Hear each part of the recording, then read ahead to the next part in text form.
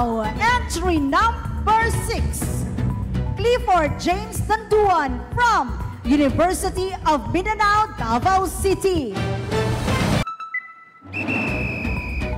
For the international news, ASEAN countries continue to champion the UN SDGs. With the theme of inclusivity and sustainability under the ASEAN Chairmanship 2025, the Department of Statistics Malaysia successfully conducted the 8th meeting of the Working Group on Sustainable Development Goals Indicators held in Putrajaya, Malaysia on August 5 to 6, 2025.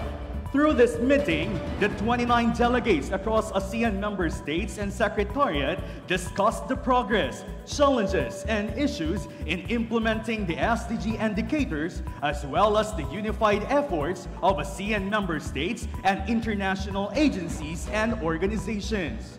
The working group is a crucial figure under the ASEAN Community Statistical System, which focuses on ensuring the achievement of the SDG indicators among ASEAN countries. This is Clifford Danduan for the Frontline News Panabo.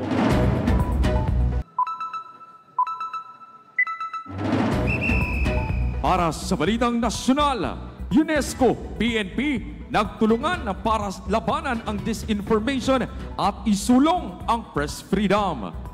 Naging matagumpay ang ginanap na training para labanan ang disinformation at para isulong ang malayang pamamahayag sa pagkakaisa ng UNESCO at Philippine National Police na ginanap nitong buwan ng Agosto sa Lawlings Mountain Spring Resort sa Davao City. Ang nasabing training ay isinagawa bilang preparasyon para sa nalalapit na BARM parliamentary elections na kung saan ito'y nilahukan ng iba't ibang mga personahe ng PNP galing Davao Region at National Headquarters at ng Bangsamoro Autonomous Region in Muslim Mindanao.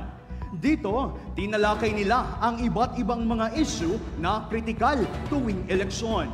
Bilang resulta, mas napatibay pa ang ugnayan ng mga security forces at mamamahayag para ipalaganap ang kaligtasan at tiwala na importante sa mga sensitibong kaganapan.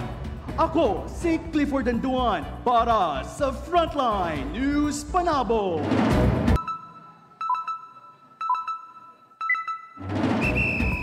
Alang sa balitang lokal, Panabo City Market Complex formal nang giablihan sa publiko.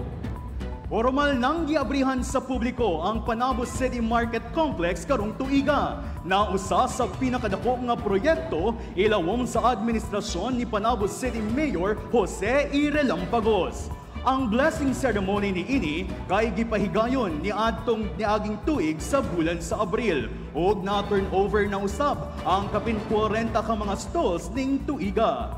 Base sa impormasyon nga gianunsyo sa Panabo City LGU, ang kada stall sa maong establishmento adunay kadakon nga 36 square meters o adunay rent fee nga 20,000 hangtod sa 30,000 pesos. Sa karon, ubay-ubay na ang mga stall renters ang nagapamaligya na o ginadayo usab kini sa kasigbit ng mga dapit o laing LGUs alang sa paglapad sa ilang kahibalo sa maong establishmento. Ako si Clifford Danduan para sa Frontline News Panabo. Thank you. Entry number 6,